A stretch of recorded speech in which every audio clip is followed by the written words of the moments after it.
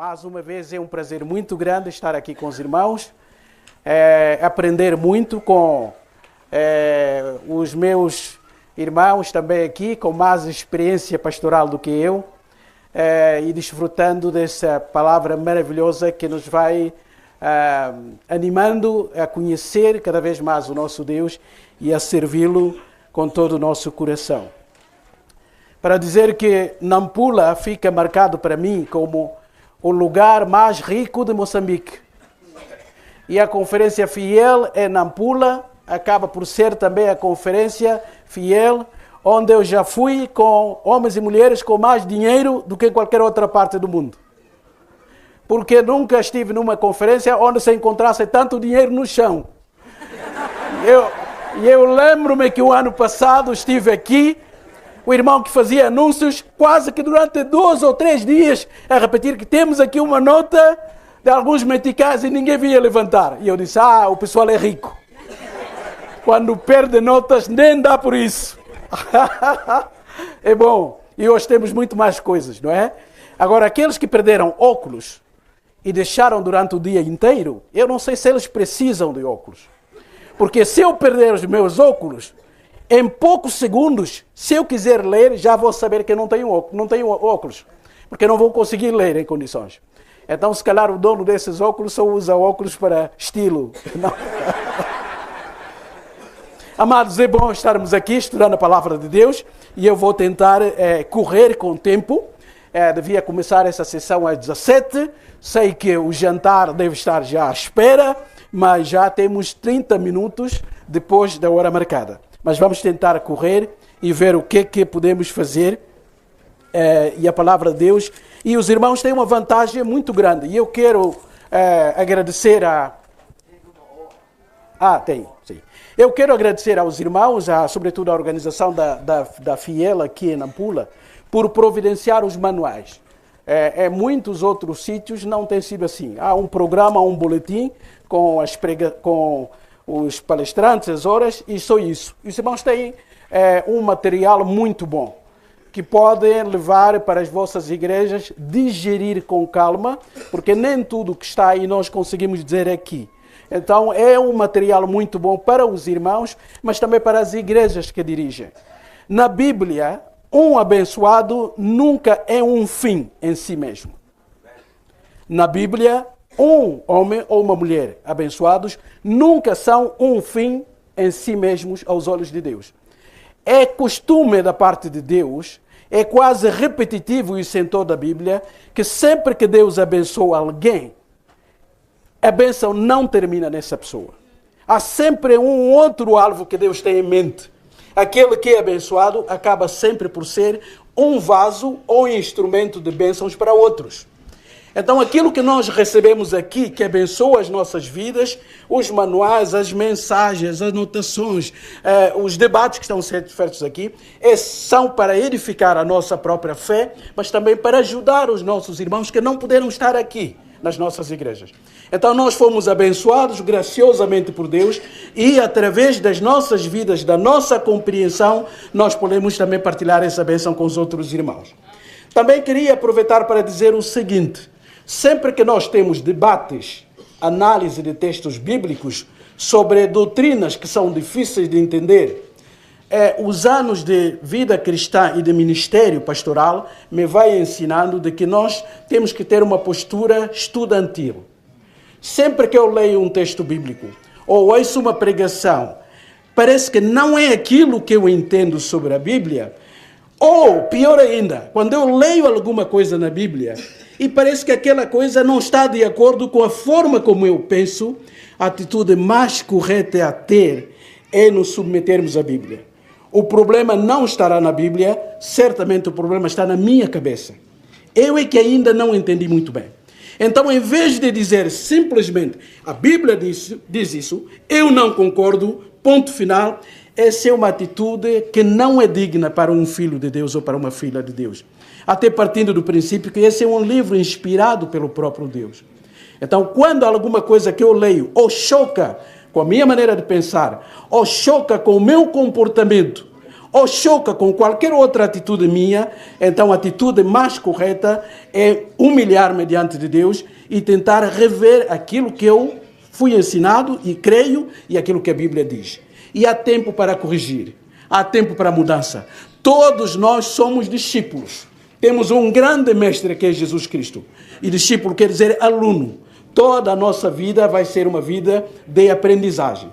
Eu também, quando lia no passado esse texto que foi pregado aqui de manhã, de Romanos 7, nos primeiros anos o meu entendimento era que Paulo está a falar exatamente como um salvo que tem o Espírito Santo dentro dele, que tem poder de Deus dentro dele, que tem Jesus Cristo, o sangue de Cristo que o lavou. Deus já marcou o seu selo no seu coração com a presença do Espírito Santo. É deste homem que Paulo está a falar aqui. Só que lendo e ouvindo outras pessoas, alguma coisa começou a criar confusão aqui.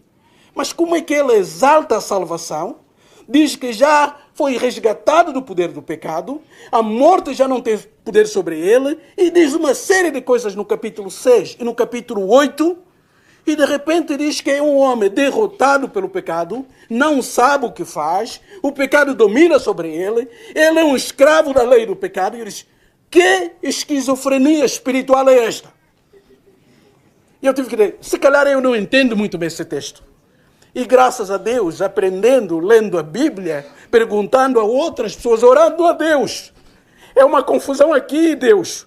Como é que é um salvo em Cristo, que Paulo vai exaltar de certa forma, com o seu conhecimento de Cristo, a obra do Espírito Santo no capítulo 8. É um homem totalmente derrotado. Miserável homem que ele é. Então, o que é que Cristo fez? O que é que valeu a obra que Cristo realizou na minha vida, se o crente verdadeiramente salvo continua a ser esse miserável? Ele disse, há algo que está mal aqui.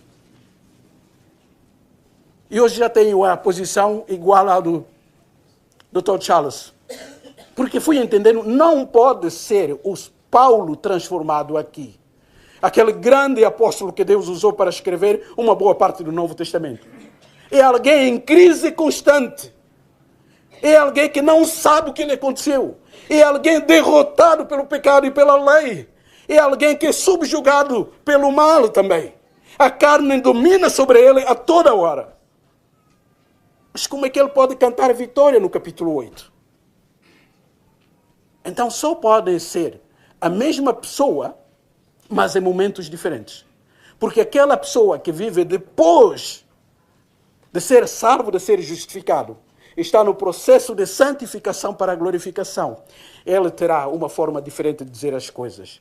E eu concordo hoje, e hoje tenho mais a convicção de que aqui estamos a falar daquele Saulo de Tarso, quando Deus já estava a tocar. Sabe o que o Espírito Santo faz?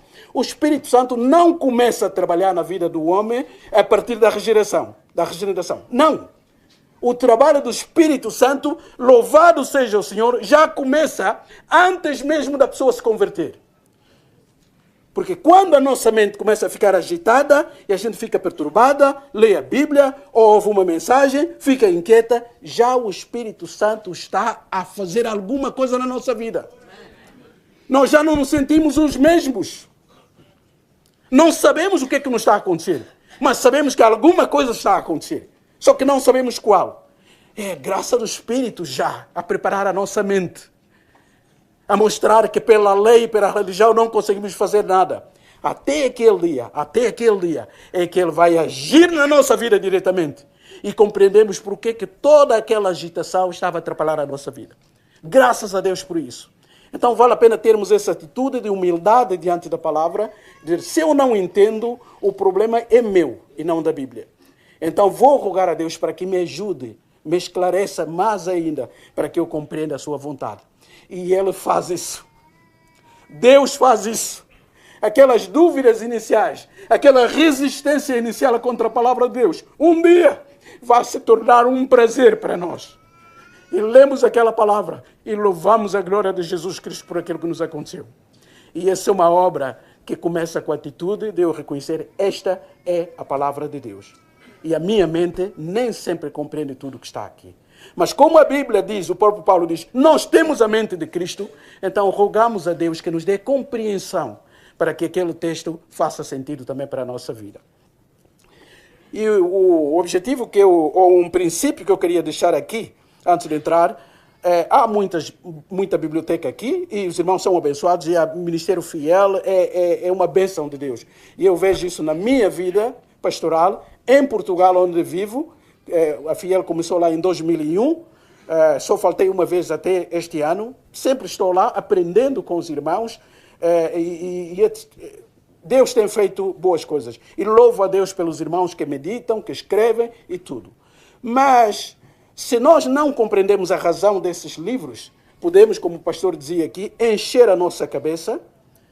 E eu vi alguns jovens que não conheciam as doutrinas da graça, começaram a frequentar a Conferência Fiel, perceberam a doutrina da graça e criaram tensões desnecessárias, às vezes, nas suas igrejas. Voltaram da conferência, foram diante dos seus pastores, quase que os consideraram ignorantes que não sabem nada, porque eles aprenderam a verdade nova. Essa nunca é uma boa atitude de quem aprende.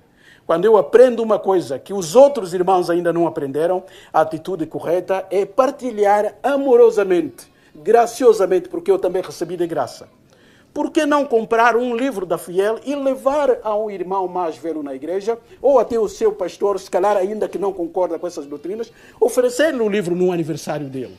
Pastor, eu li esse livro, edificou muito a minha vida, e eu ofereço ao pastor para ler.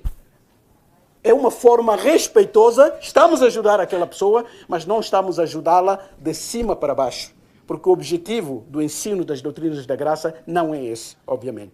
Então, a atitude que eu vejo que é prudente para todos nós, quando temos faculdades, temos aqui informação sobre os seminários, os institutos, temos que ter a atitude de Esdras. Um dos textos que me ajuda muito, Esdras 7:10.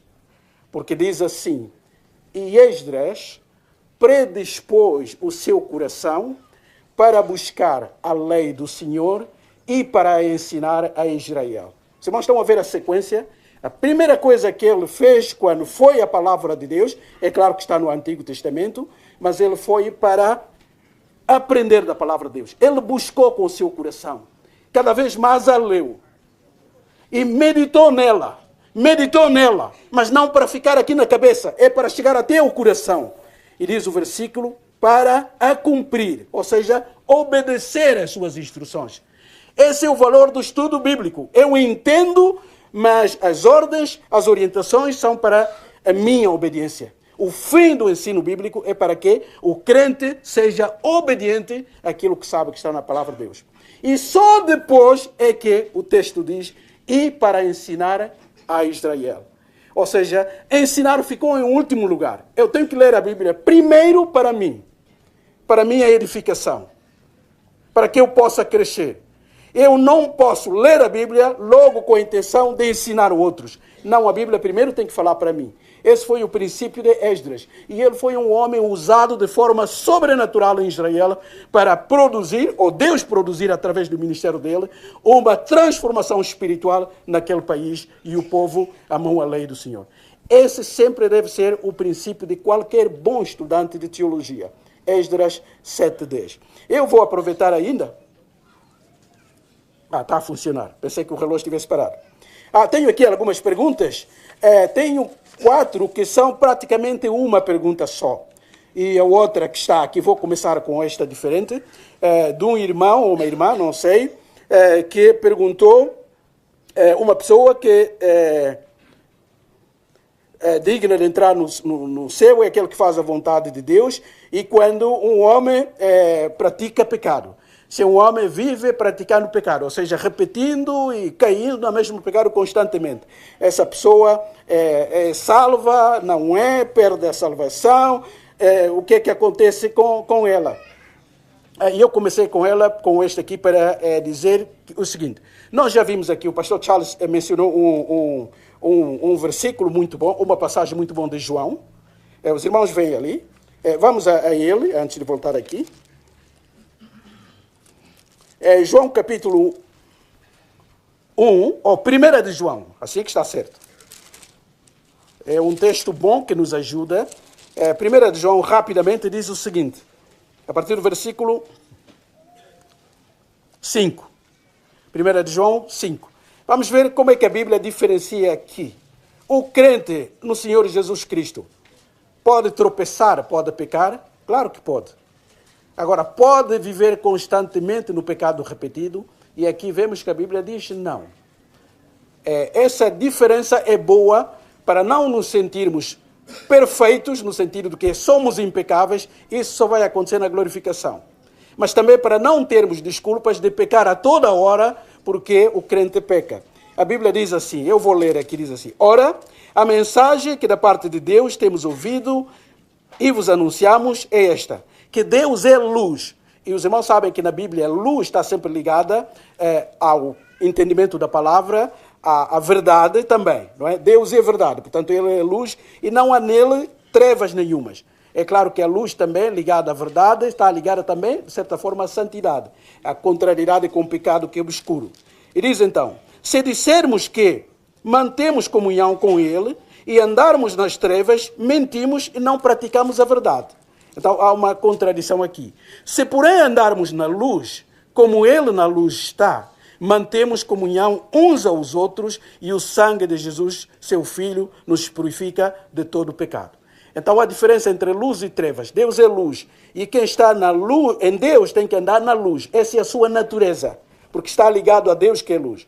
Se ele vive nas trevas, está a cometer uma contradição, porque Deus é luz e um homem e uma mulher que é trevas não são a mesma coisa, nem pertencem à mesma natureza. Então, João queria que isso ficasse claro. Mas ele diz, se dissermos que não temos pecado, reparem que ele está a escrever aos crentes.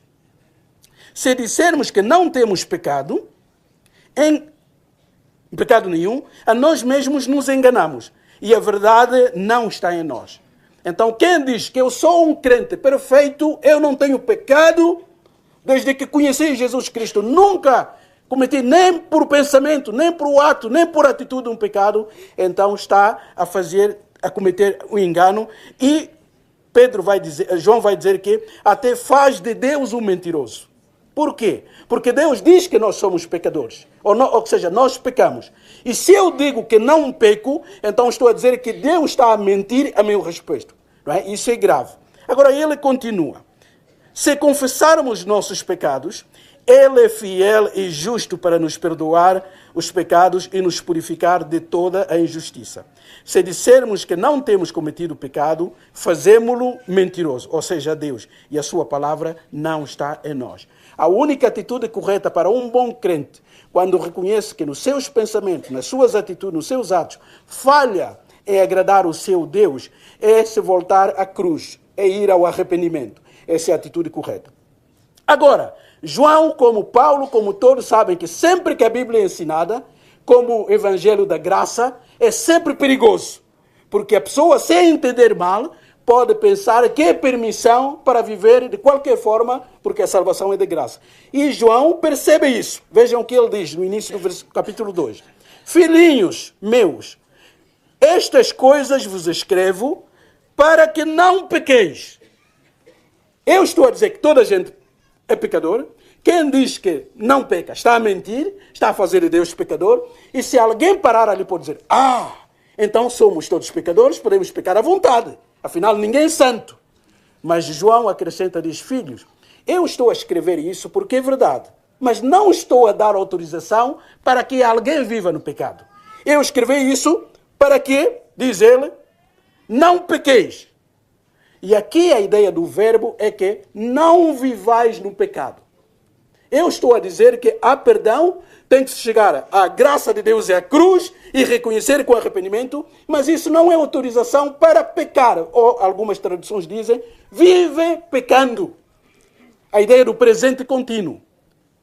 Mas alguém pode ficar com a pergunta, João, é verdade, mas se em algum momento, por alguma fraqueza, eu pensar alguma coisa que não está de acordo com a vontade de Deus, perco a minha salvação, então vejam o que ele diz depois. Se, todavia, alguém pecar, a ideia aqui é pontual, não algo contínuo. Temos advogado junto do Pai. E esse advogado é Jesus Cristo. Os irmãos sabem que quando Jesus ressuscitou e foi para o Pai, ele disse, eu vou para o Pai e rogarei por vós um outro Consolador. Mas aqui diz que Jesus também é o nosso advogado. A mesma palavra aqui, parácletos, Pode ser advogado ou aquele que está ao lado. Advogado, conselheiro. Então João está a dizer, se isso acontecer, em vez de ouvir a voz de Satanás a dizer, já perdeste a salvação. Não vale a pena ir mais à igreja. Tu disseste isso? Um crente não diz isso. Acabou. Não vale a pena ler mais a Bíblia. Satanás é perigoso. É astuto em fazer isso. E nós temos que dizer, não. Eu entristeci o meu pai. Este pecado não se conforma com a minha natureza, porque o meu pai é santo e eu devia ser santo. Mas também eu creio no perdão que há em Deus. Então vou recorrer a Jesus Cristo, porque Ele foi o único que nunca falhou. E em nome dele eu peço perdão a Deus. Os irmãos estão a ver o equilíbrio que a Bíblia faz aqui. Não nega que o crente peca, porque essa carta está escrita aos crentes. Mas quem vive pecando está a demonstrar que, com certeza, a natureza que o dirige não é a natureza de Deus. Mas quando o crente falha em algum momento na sua vida, aliás, o próprio Espírito vai tocar o seu coração. Aquilo que Paulo chama tristeza segundo o Espírito. E ele vai voltar à cruz. Não fazendo obras, não praticando orações. Vou ler 10 Pai Nossos. E se eu ler 10 Pai Nossos, 44 Ave Marias, então vou ser perdoado por Deus. Não! É voltar à cruz do Calvário e pedir perdão a Deus por aquilo que fez. Esse é o equilíbrio. Essa é a resposta. A outra pergunta. Irmãos, eu estou confuso aqui.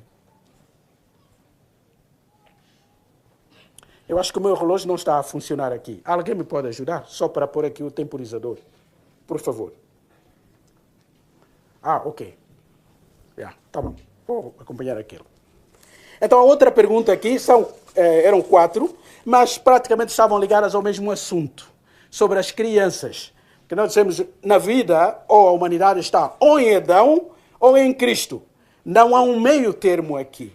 E nós também sabemos que o pecado é transgressão da lei de Deus. Não é? Quem transgride, então, peca e deve morrer. Porque a morte é o salário do pecado. Como já ouvimos aqui com o pastor Ju, a ideia principal da morte é a morte espiritual, é a separação. Aliás, toda morte, na perspectiva bíblica e judaica, é separação e não cessação da existência. Alguns grupos, como o Testemunho de Jeová, ensinam que a morte é aniquilamento do ser. A Bíblia não ensina isso. Sempre que a Bíblia menciona morte, está a falar da separação. Ou separação da comunhão com Deus, essa é a morte espiritual, ou quando alguém morre fisicamente, o seu corpo físico se separa com a sua alma, a parte espiritual que vai para o céu. Por isso é que um dia, como Deus nos criou lá no início, corpo e alma, ou corpo e espírito, um dia essas duas partes têm que viver juntas. É por isso que nós temos a esperança da ressurreição, porque os nossos corpos serão unidos às almas daqueles que já foram e os que permanecerem aqui serão transformados.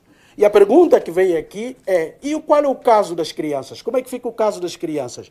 Eles, por exemplo, aquelas crianças que morrem bebês, nasceu na maternidade e 2 horas depois morreu. Ou até a mãe estava grávida aos 9 meses, o parto se faz e a criança morre. Ou a criança morre aos 2, 3 anos, quando ainda não sabe muita coisa, nem sabe que existe a Bíblia ou qualquer outra coisa, e morre. Como é que fica isso? Eles também pecam, vão ser salvos, etc, etc. E eu quero responder aqui com o coração pastoral. Bíblico, mas com o coração pastoral. O que a Bíblia ensina é que ou estamos em Adão ou em Jesus Cristo. Isso é toda a humanidade. Ou toda como um todo nasceu em Adão, ou a parte dos redimidos que vai para o Salvador. Embora a Bíblia não diga claramente o destino dessas crianças que morrem assim, em vez de casos específicos, nós temos que confiar, de certa forma, no princípio bíblico.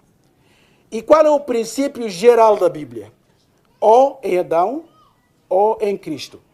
É a mesma coisa com as pessoas que viveram antes de Jesus vir ao mundo.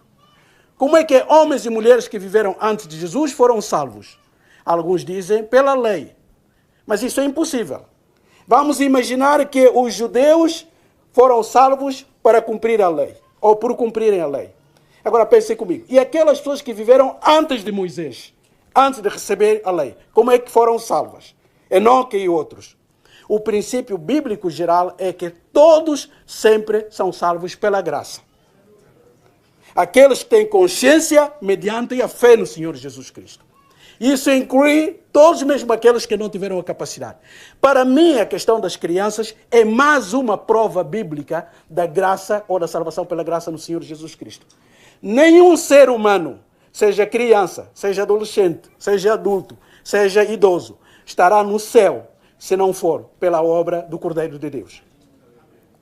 Crendo, tendo consciência, ou morrendo já infante, mas todos que estarão no céu, Cristo será sempre a razão para eles estarem lá.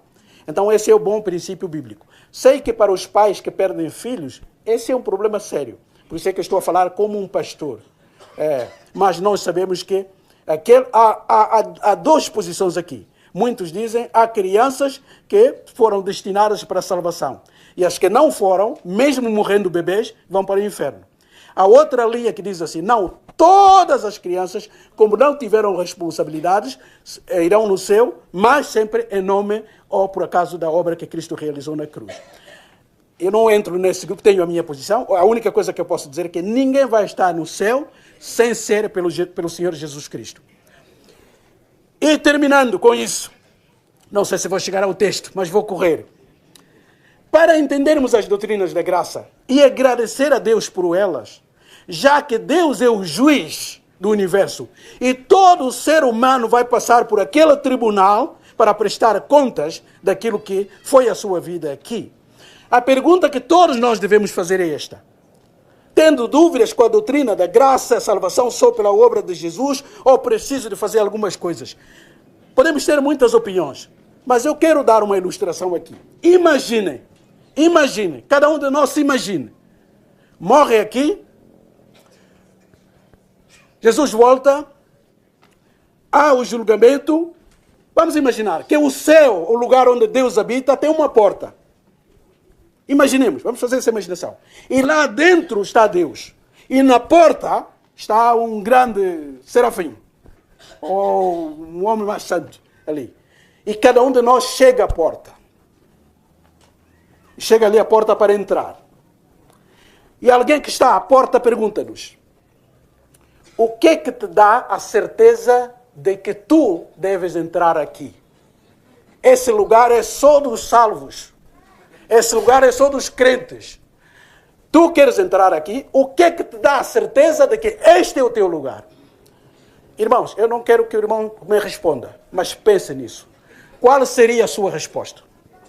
A resposta a essa pergunta define se tu entendeste bem o Evangelho ou não. Se tu compreendes a salvação ou não. Porque se tu apresentares argumentos, eu preciso entrar, porque eu fui isto, porque eu vivi isso, porque eu fui moralista, porque eu fiz isso, porque... Então, não percebeste nada. Há só uma resposta. Se alguém me perguntar, eu vou dizer, porque eu sou um redimido, salvo por Senhor Jesus Cristo. Eu sei que vou entrar aqui porque o meu Senhor morreu por mim. E vou entrar sem nada na mão, porque não tenho méritos, mas por aquilo que Cristo conquistou para mim. Essa é a única possibilidade de entrada no céu, o que valida a compreensão da doutrina da graça. Espero ter ajudado com essas respostas aqui. Vamos então para o nosso texto, rapidamente. Não vamos ler o todo como costumo fazer aqui, mas eu quero que os irmãos retenham alguns princípios fundamentais aqui. O nosso texto, o texto que me cabe a mim, é do versículo 14 a 27 de Romanos 8. Os irmãos têm ali os manuais, podem fazer os comentários.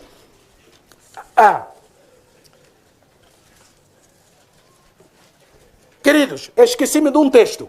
Apontem lá, anotem, por favor.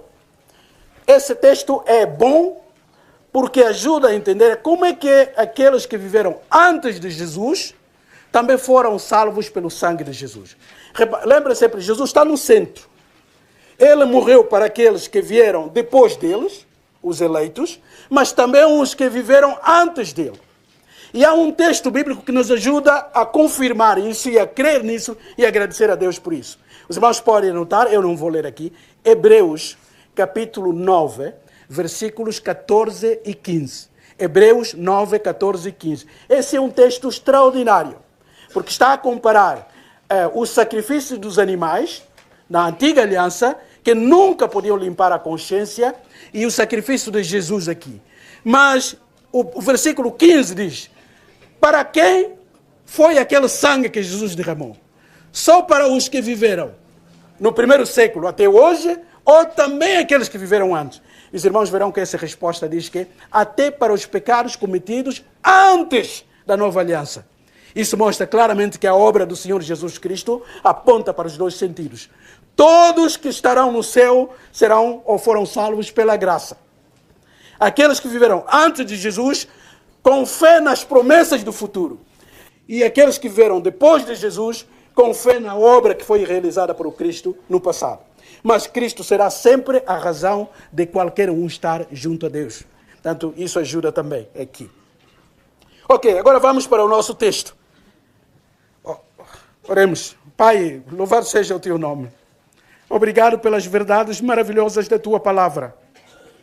Ajuda a nossa compreensão. Nem sempre entendemos, mas nós queremos a tua ajuda. Ela é a revelação da tua vontade, do teu plano de salvação, mas também do teu plano para os redimidos, que foram salvos, redimidos pelo sangue do Senhor Jesus Cristo. Ajuda-nos a entender o seu ensino, a sua doutrina.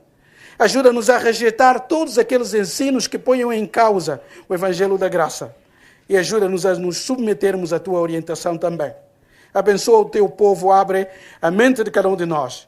E ajuda-nos nestes minutos, ó Pai Santo, a entender a beleza da salvação que é em Cristo Jesus. Ajuda-me, Pai, capacita-me. Tu conheces também as minhas limitações de comunicação. Dá-me clareza, capacidade de resumir, mas ser instrumento nas tuas mãos. Falas tu ao teu povo. Fala tu, ó Pai Santo. A palavra é tua. O povo é teu. Ajuda-nos, ó Pai Santo. Em nome do Senhor Jesus. Amém. Nós já vimos que Paulo escreve essa carta maravilhosa, e o que nós já vimos e temos aprendido aqui, que ele podia saltar diretamente do capítulo 5 para o capítulo 8. A lógica continuaria lá. O que ele termina no capítulo 5, de certa forma, ele vai concluir no capítulo 8. Mas nós aprendemos hoje com o capítulo 6 e capítulo 7. Por que ele faz isso? Ele é um bom professor. Temos que louvar a Deus pelos instrumentos que ele usa para nos ajudarem a crescer na fé, não é? E temos que agradecer também profetas, apóstolos, aqueles que Deus levantou e deu a graça de escreverem essa mensagem. E aquele homem que tinha sido preparado no judaísmo, tinha sido um fariseu que dominava o Antigo Testamento como muito pouco. Um dia Jesus o chamou, então com a graça salvadora, alguma instrução que ele já tinha no Antigo Testamento, o conhecimento cultural que ele conhecia do mundo grego, foi o instrumento ideal nas mãos de Deus para ir pelo mundo e pregar o Evangelho da Graça. Por isso é que ele não se envergonhava disso. E quando ele escreve com uma lógica extraordinária. Não só ele fala da palavra de Deus, mas a estrutura mental do pensamento de Paulo é maravilhoso. Hoje em dia está provado que entre os documentos antigos, do mundo antigo, isso provado mesmo por não crentes, comparando os escritores daquele tempo, há poucos documentos com uma lógica extraordinária como as cartas do apóstolo Paulo. Sobretudo esta carta aqui aos Romanos. Tem uma estrutura lógica do princípio ao fim, de uma maneira extraordinária. Aliás, tinha que ser assim, porque a própria Bíblia tem essa estrutura também. Nós abrimos a Bíblia, vemos os seus 66 livros, mas de repente escrita a Bíblia por cerca de 40 autores diferentes, em tempos diferentes, e desde o primeiro livro de Moisés até Apocalipse, passaram cerca de 1500 anos, mas quando lemos a Bíblia tem uma coerência extraordinária. Os primeiros 2 capítulos da Bíblia, Gênesis 1 e 2, começam com o mundo criado e perfeito. Os últimos 2 capítulos da Bíblia, em Apocalipse 21 e 22, falam do novo céu e da nova terra. O capítulo 3 de Apocalipse é a queda do homem, com a intervenção de Satanás. O capítulo 20, que é o terceiro, do fim para cá, é a prisão de Satanás e o envio de Satanás para o inferno. Que lógica extraordinária a palavra de Deus. E no meio desses 4 capítulos, nós temos o drama humano. O pecado entrou e continua a desfigurar o homem que foi criado à imagem e semelhança de Deus. Ela ainda continua a ser criatura de Deus. Mas quando olhamos para o homem hoje, para mim e para qualquer outro homem, é como o homem que sofreu um acidente e ficou politraumatizado. Todo quebrado, todo desfigurado. Aquilo que acontece quando nós temos um espelho e nós pegamos numa pedra grande, um espelho bom, pegamos numa rocha e atiramos no espelho, pá! E ele, pum, rasga tudo. E depois as senhoras que gostam muito da maquiagem, vão lá de manhã, pegam a sua maquiagem, olha para o espelho e diz, sou eu! O que acontece?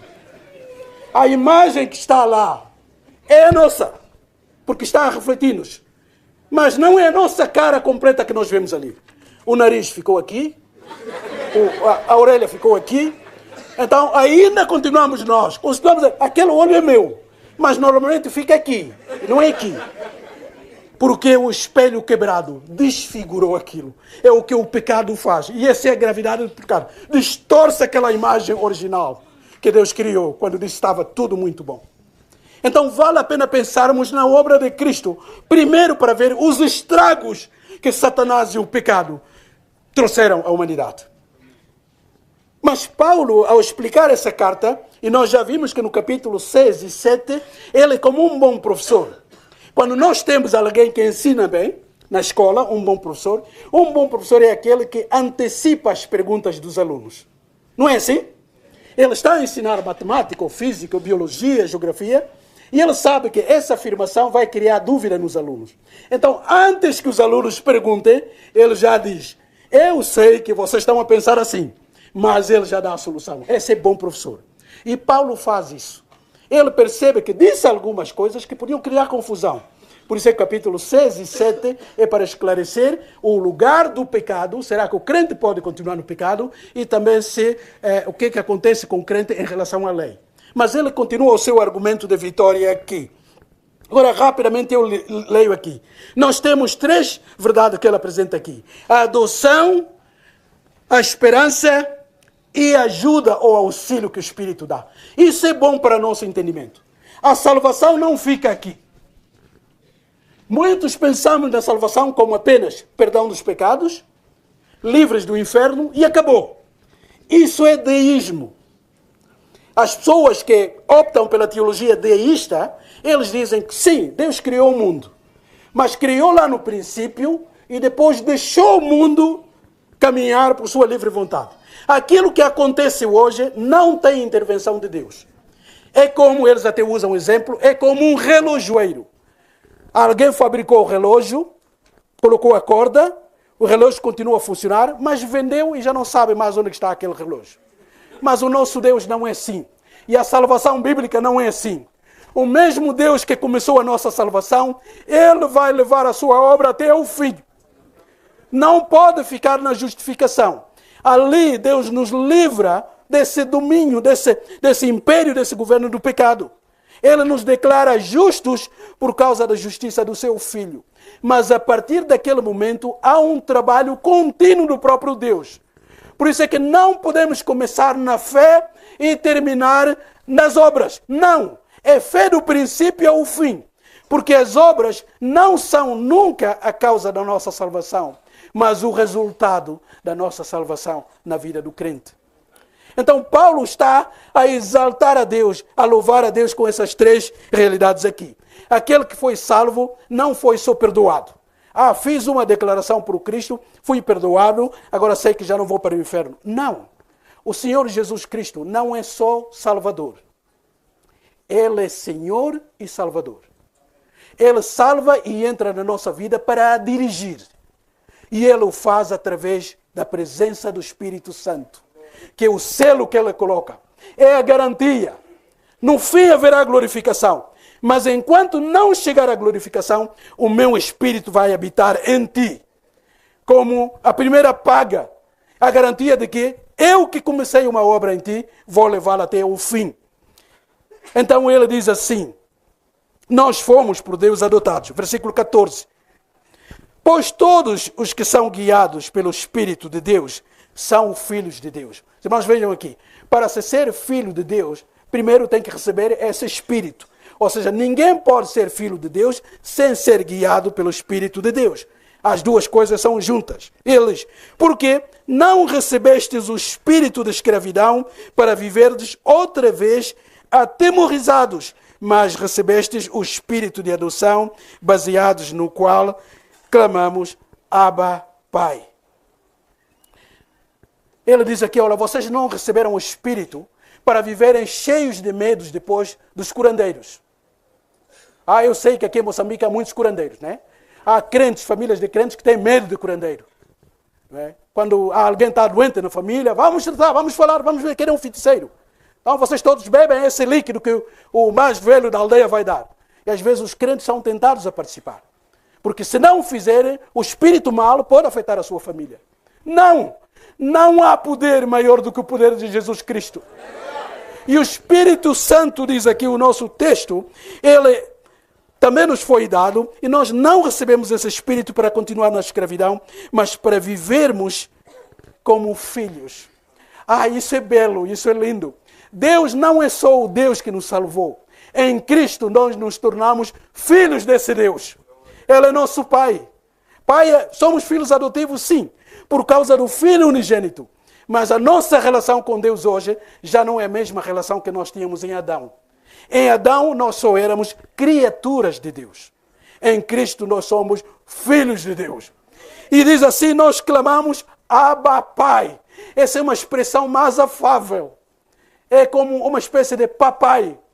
Eu vou, meu Deus. Ele é um Deus santo. Ele é justo. Ele é correto. Mas eu sei que Ele é meu Pai.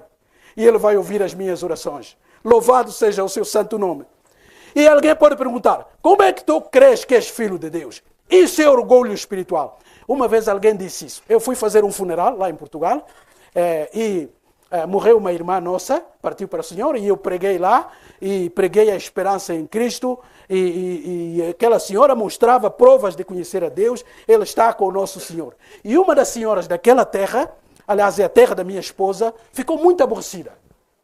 Disse, mas ela é de uma religião diferente, chama-se cristã, mas disse, não, isso é orgulho espiritual. Como é que vocês sabem? Como é que podem dizer que ele vai para o Senhor? Ninguém sabe dessas coisas. Mas a Bíblia diz que nós somos filhos de Deus e chamamos Deus de Abba. Paulo está a afirmar isso. Então, afirmar que eu sou um filho de Deus ou eu sou uma filha de Deus não é uma espécie de orgulho espiritual. É um reconhecimento daquilo que Deus promete. Quando Ele salva alguém, Ele o integra no seu filho. A partir daquele dia, Ele é o seu filho adotivo. Como é lógico, o filho vai chamar Deus de pai. Só que um pai próximo, não um pai distante. Um pai que cuida. Mais do que isso, não é só a minha convicção. Quem é que me dá essa convicção? Diz o texto bíblico, versículo 16. O próprio Espírito dá testemunho ou testifica com o nosso Espírito que somos filhos de Deus. Os irmãos sabem que a obra que começa aqui vai continuando aqui. E como é que eu sei que eu sou filho de Deus e devo viver uma vida diferente? Porque o próprio Espírito que habita em mim confirma isso. Certifica isso. Diz-me, tu és filho de Deus porque foste comprado pelo sangue do seu Filho unigênito. Isso dá-nos a certeza da nossa salvação, não é, irmãos? Não é um orgulho espiritual, é convicção. E convicção de gratidão também. Mas ele continua dizendo assim, ora, se somos filhos, somos também herdeiros de Deus. Herdeiros de Deus. Ou somos também herdeiros de Deus e co-herdeiros de Cristo. Amados, isso devia nos levar de joelhos de gratidão. Irmãos, esse tipo de textos, essa verdade, devia nos levar a pegar numa viola, numa harpa, num piano, ou numa lata, ou num tambor, e começar a cantar. Nós somos herdeiros de Deus. A herança é aquilo que os pais deixam para os filhos. Bens, riqueza, ouro, diamante. E diz o texto bíblico que nós somos herdeiros de Deus. Somos co-herdeiros com Cristo. O que é que eu fiz para ser um herdeiro juntamente com Cristo? Nada, Ele é que fez tudo. Mas por Ele, eu sou um beneficiário. Louvado seja o Deus da graça. E eu recebo tudo isso de graça. Mérito do seu Filho. Por isso eu posso cantar e louvar que Deus é meu Pai. Esse é o primeiro elemento aqui. Nós fomos adotados.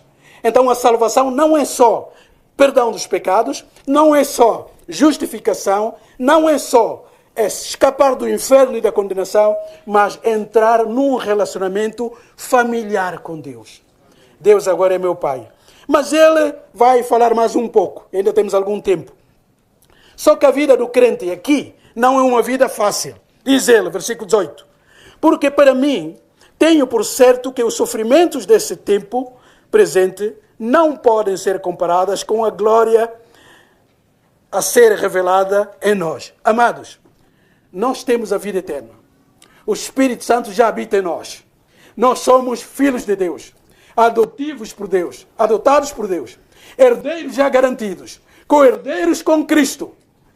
Mas quando olhamos para a nossa vida, nem sempre somos aquilo que iremos ser. O nosso corpo ainda fica doente, há fragilidade, o mundo ainda nos persegue.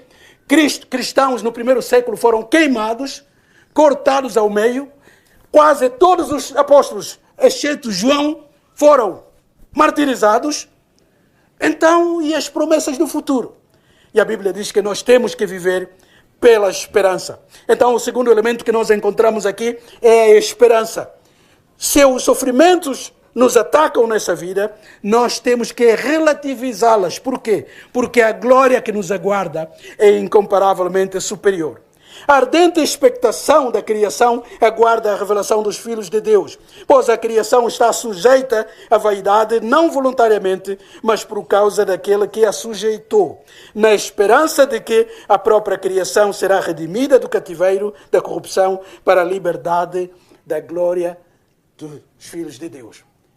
O pecado entrou, afetou o ser humano, mas afetou também a criação. A criação ficou amaldiçoada. E nós podemos olhar para o mundo criado por Deus, há terremotos, há tsunamis, há tempestades, há tornados, há incêndios que matam pessoas. Em Portugal nós tivemos há 4 ou 5 anos um incêndio no inverno. Matou cerca de 100 e tal pessoas. Invadiu os campos, fechou as autoestradas, algumas pessoas morreram dentro dos carros. Um mundo totalmente confuso. E a pergunta é, por quê? Não é agitação natural. É consequência de um mundo amaldiçoado. E nós próprios, no nosso corpo, diz o apóstolo Paulo, até nós que somos crentes, também gememos. A ilustração aqui é boa. É como se a natureza fosse uma pessoa. E há terremotos, queimadas, confusão, vírus, bactérias. É como se a natureza dissesse, chega, tem que chegar aquele dia. Eu também quero ser renovado. Porque o que a Bíblia diz é que no fim, a glorificação dos filhos de Deus não será algo separado da natureza. Não, não, não. O que a Bíblia ensina é que até a própria criação será renovada. Vamos imaginar que o homem hoje, afetado pelo pecado, pela doença, pela fraqueza humana, um dia for glorificado. Imaginem comigo. E se ele for colocado numa terra de vírus, de bactérias, de outras coisas, não dará certo. Porque uma pessoa perfeita, num mundo imperfeito, não será bom. Por isso é que a Bíblia aponta para o dia em que Deus vai renovar os céus e a terra. Para que o espaço ficasse condizente com o novo estado do ser humano glorificado. Então há a adoção, mas também aqui há a esperança. E a esperança é qualquer coisa que alguém aguarda. Não é algo presente. A esperança é algo futuro. Ou algo futuro. Eu gosto muito de pensar na palavra esperança. Não sei se já disse isso aqui, mas eu quero repetir. A esperança, a palavra esperança em português, é a melhor palavra. Acho que é a melhor do mundo. Os espanhóis também copiaram, mas os portugueses. Porque na palavra esperança nós encontramos a junção de 2 outras palavras. nós encontramos esperar e confiar. Ou seja, confiança. Esperar e confiança. As duas palavras dão a nossa palavra esperança. Nas outras línguas, não é bem assim. Confiar e esperar não são coisas parecidas para dar esperança. Por quê? Por exemplo, esperança em inglês é hope. Mas esperar em inglês é wait. Or to wait. Em francês, esperança é espoir. Mas esperar é attendre. E nas outras línguas, alemão é outro assim. Mas o português dá a palavra esperança e inclui esperar com confiança. Então Paulo vai dizer, a esperança que se vê não é esperança. Porque o conceito de esperança é alguma coisa que está no futuro. Hoje sofremos, mas um dia a dor, a doença, o pecado, tudo serão eliminados. E é aquela parte da glorificação. A libertação da presença do pecado nos nossos corpos. Hoje sofremos. O pastor falava aqui que antes ele corria, não é? E hoje, com 77 anos, já vai andando. Até os mais novos já sentem isso. Um parênteses aqui. Os meus 13, 14, 15 anos, até aos 20 anos, eu pratiquei desporto.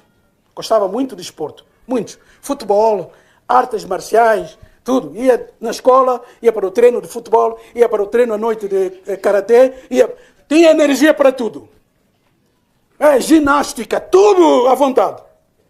Mas a idade começou a aumentar, algumas doenças começaram a surgir. Não. Então um dia estava no acampamento dos jovens. Era, pastor Samuel, vamos jogar futebol. Eu disse, pá, vamos jogar. Coloquei as meias, botas, vamos ao campo. Não fiquei mais de 10 minutos. Não tinha ar. E eu disse, o corpo está a ficar fraco. Pedi, não vou jogar mais. Pastor, tem que jogar. Não. Eu vou participar, mas vou ser um árbitro. Correr atrás da bola, não. Então, disse, num outro jogo, peguei a arbitragem, vou ser o vosso árbitro. Só que enganei-me. Porque o árbitro também tem que acompanhar as jogadas. Vai ali, penalti, mesmo assim disse, não. Agora criaram uma nova maneira de participar no futebol. Da última vez eu disse, não vou jogar, não vou ser árbitro, vou ser vídeo-árbitro. Vocês não sabem, não é? Hoje em dia a tecnologia de futebol, quando estão a jogar, alguém se senta perto do ecrã. É penalti, não é penalti. Estava fora de jogo. Isso. A idade já não permite nem correr, nem ser árbitro, agora é vídeo-árbitro. Isso tudo é fruto da fraqueza que o pecado trouxe. Mas a Bíblia diz, um dia vamos correr todos. Corpos transformados e glorificados. Perfeitos, mas para louvar e agradecer ao Criador.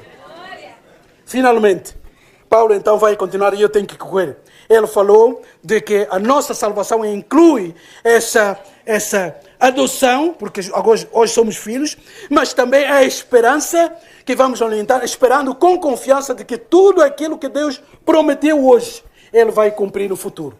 Por quê? Porque Ele é um Deus fiel. E por fim, nós também encontramos ajuda aqui. E Paulo então vai falar da nossa ajuda nos últimos 2 versículos 26 e 27. Reparem como Deus começa uma obra na nossa vida, mas Ele não se afasta da nossa vida. A presença do Espírito Santo em nós é garantia de que tem que haver progresso. Onde há vida, tem que haver crescimento. Onde há vida, tem que haver mudanças. E onde há justificação, tem que haver santificação, e ela vai apontando para a glorificação, aquela esperança. Mas Paulo vai terminar essa parte com os 2 versículos que nós temos aqui, para hoje, 26 e 27. Diz que o Espírito Santo não só habita em nós, não só testifica com o nosso espírito que somos filhos de Deus, não só nos capacita a aguentar, a suportar as dificuldades daqui, a não fugir às perseguições, é que as dificuldades aqui não são só naturais. Também são dificuldades provocadas pelos inimigos de Cristo, que perseguem a igreja do Senhor Jesus Cristo, maltratam os crentes. E em muitas cidades matam os crentes. Mas o Espírito faz mais alguma coisa e vamos terminar com ela. Versículo 26. Também o Espírito semelhantemente nos assiste em nossa fraqueza. Amados, somos crentes, filhos adotados. É verdade isso. Mas ainda somos homens e mulheres com limitações, que Paulo vai chamar aqui fraqueza.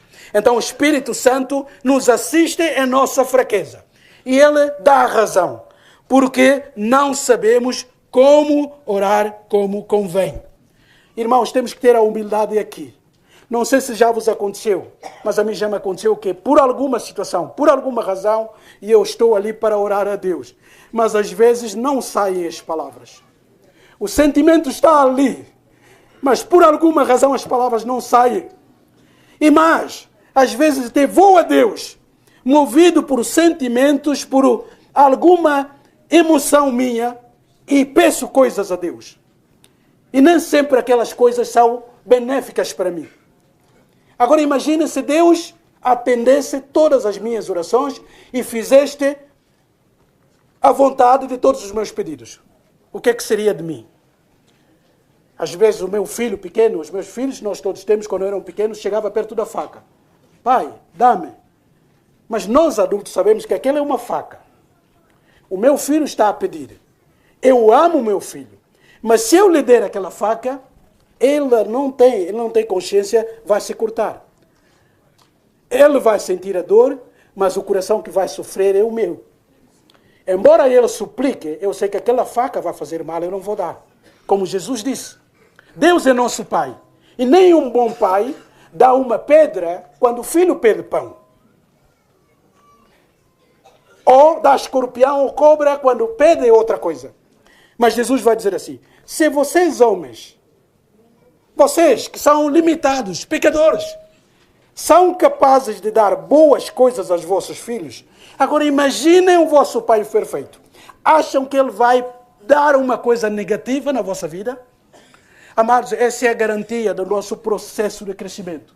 O Deus que começou o trabalho aqui, Ele vai agindo na nossa vida, vai nos dando os meios de graça para que nós o conheçamos melhor. E Deus faz isso. Mas aqui o tema é a oração. Portanto, quando oramos mal, e nós oramos mal muitas vezes, diz o texto bíblico, o próprio Espírito nos assiste. Por quê? Porque não sabemos como orar. Somos crianças. Mas o mesmo Espírito intercede por nós, sobremaneira, com gemidos inexprimíveis. E aquele que sonda os corações sabe qual é a mente do Espírito. Porque segundo a vontade de Deus é que intercede pelos santos. Louvado seja Deus. Porque quando eu oro, eu peço alguma coisa inconscientemente que não esteja de acordo com a vontade de Deus e que não vai promover a minha santidade, o Espírito Santo intercede por mim. Louvado seja. Então os irmãos podem pensar, quando é que o crente vai perder a salvação? Se é possível perder a salvação, quando é que o crente a perde? Deus está com ele na justificação, o Espírito entra na sua vida, enquanto ele vai crescendo, o Espírito se mantém na sua vida, esclarece que ele é filho de Deus, ajuda-o a suportar as perseguições, ajuda-o até na oração, e Jesus faz o mesmo, não é? Hebreus diz que Jesus está lá, ao lado direito de Deus, intercedendo por nós. Irmãos, vejam, intercessão do Espírito Santo, intercessão do Filho de Deus. Há um poder maior do que este para o crente cair e não chegar lá? Quem é maior do que Deus? Quem é mais fiel do que Deus? Quem é mais amoroso do que Deus? Então, irmãos, temos que pensar, será que o crente perder a salvação é mesmo algo bíblico? Se eu posso pensar na salvação como a minha decisão, eu posso crer hoje e mudar de ideias amanhã. Bom, se calhar o crente podia perder a salvação. Mas se a salvação de Deus é de Deus, e Ele é o Deus que começa a obra e leva até o fim, aquele que justifica também vai glorificar, então a minha salvação está garantida. Não pelo meu esforço de permanecer na salvação, mas por causa do poder do sangue de Jesus. Isso tudo pela graça. Vou terminar com Russell Shedd. um escritor, o nosso irmão que esteve no Brasil, já está com o senhor, ele tinha uma resposta muito curiosa. Quando alguém perguntava para ele, irmão Russell, o crente pode perder a salvação? Eu gostava muito da resposta dele. Era cômico, mas ao mesmo tempo sério. Ele dizia, irmão, depende do Deus que o salvou. Eu achava isso maravilhoso. Disse, uau, depende. Se o teu Deus é mais fraco do que a tua decisão, se o Deus que te salvou é inferior do que a tua vontade, que pode mudar com o tempo, então provavelmente podes perder a salvação. Mas se o teu Deus é um Deus perfeito, poderoso, aquele que é fiel, começa a obra e a leva até o fim, eu tenho muitas dúvidas que o crente perca a salvação. Amados, que Deus nos abençoe. Que Ele fortaleça a nossa mente. E se lermos a Bíblia, lermos uma doutrina e surgirem dúvidas, vamos com humildade pedir o socorro e ajuda de Deus. Que o Espírito Santo nos esclareça. Mas que no fim disso, nós amemos mais a Deus pelas doutrinas da graça. Louvado seja o nosso Deus. Ele começa a obra e a leva até o fim. Pai Santo, obrigado pela Tua palavra. Tu és bom. Obrigado por aquilo que Jesus fez na cruz. Que é o nosso hino, a nossa celebração, a nossa oração seja sempre: Deus, Deus, graça, graça, graça. Jesus, Jesus, Jesus. Que nada saia disso, Pai Santo, para que a nossa salvação seja uma convicção segura em nós. Ajuda-nos, ó Pai Santo. Nós precisamos de Ti. É isso que nós pedimos e agradecemos. No nome santo do Senhor Jesus. Amém.